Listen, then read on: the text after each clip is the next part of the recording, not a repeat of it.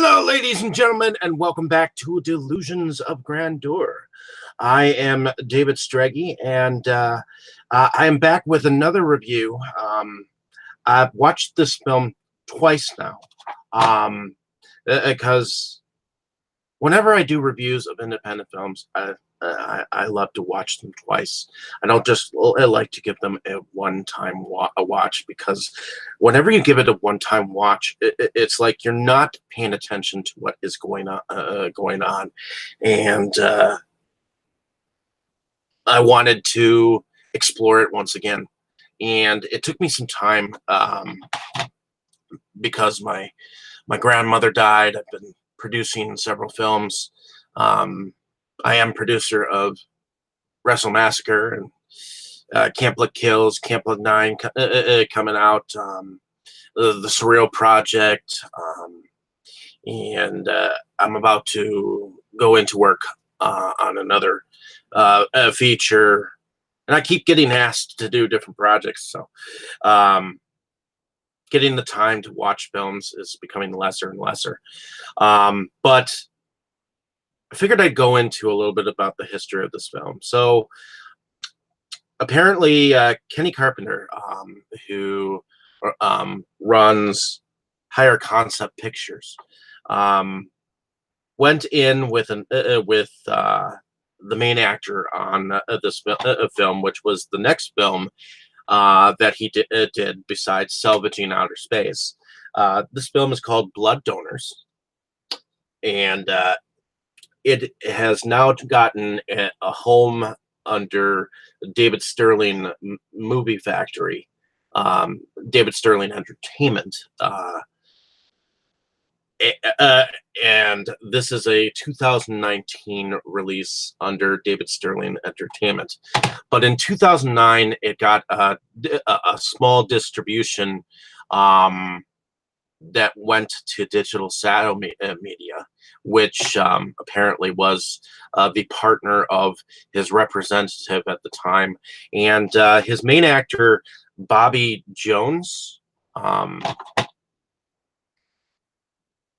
wanted to shine more as a director and actor, and wanted more to do with this film, and made some waves with it, to the extent that he kind of revenge fucked the director with what he did. And I'm not going to go into too much detail, but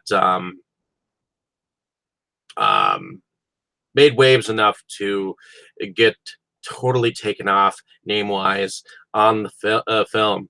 So, but that being said, I took a look at the film again because of that information, and I have to say I really liked Khalib, the character that Bobby Jones plays, as a character as it goes throughout.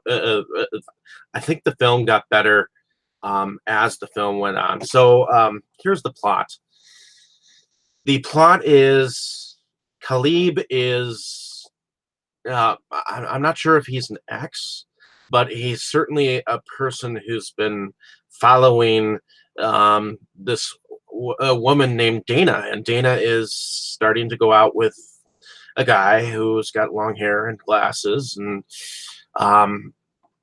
Khalib is imagining killing this guy, and he, in a rage, leaves, and goes to his bartender and spills his beans, and he doesn't know that his local bartender is just so happens to be a vampire queen, and she turns him into a vampire, and he goes on a murderous rampage until he finds the woman that he is obsessed with, and tries to turn him into his own queen, but the tables get turned on him.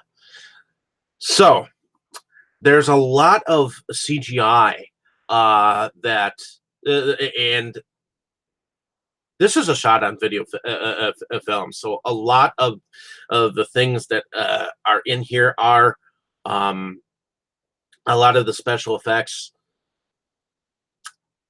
are early CGI, and they look pretty good for what they were at that point in time. I mean, um, some of it looks kind of hokey, because this was the age of CGI experimentation. What you could like, there's a whole entire room in a haunted house I'm going to mention. It's called the Hellfog Room, and it's a totally CGI'd smoke behind this vampire victim. And I want to say that he didn't. The one negative, one of the negative things that that I think should be said is that not every room had to be told what it was. Each time it came to a room, or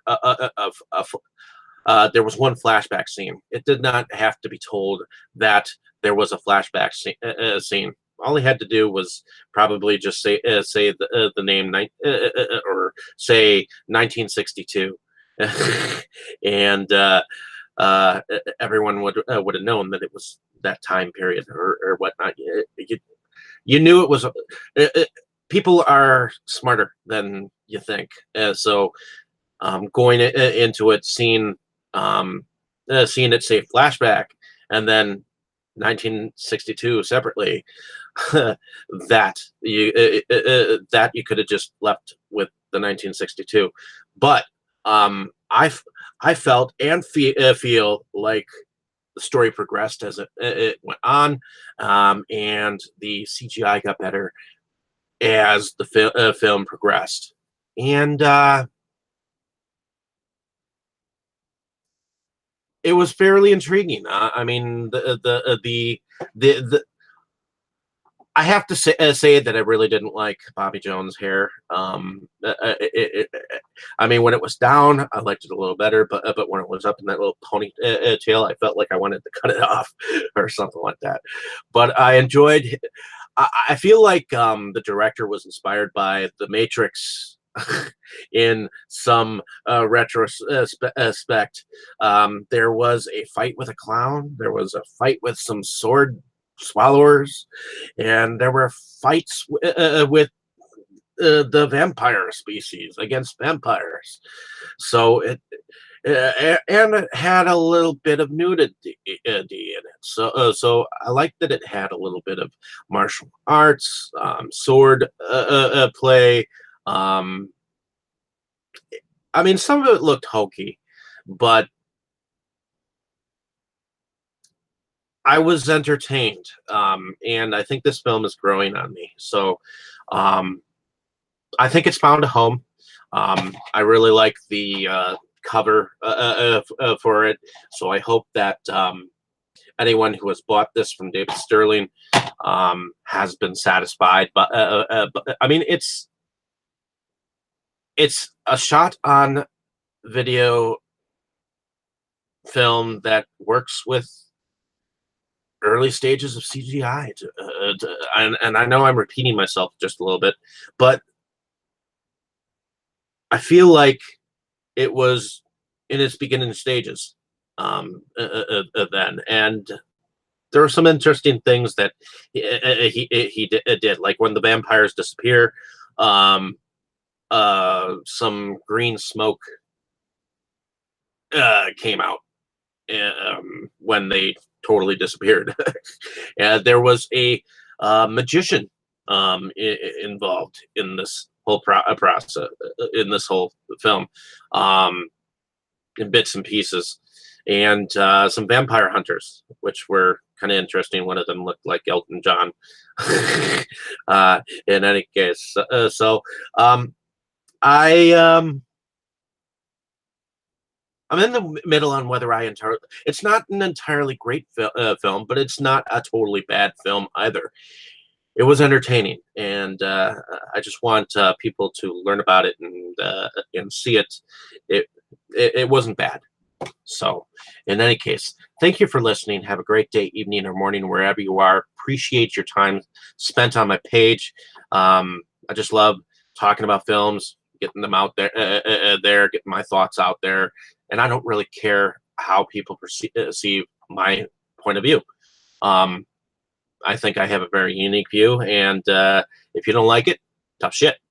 In any case, hopefully you can check out some more cool reviews next I put them out. Thank you. Appreciate it. Thank you for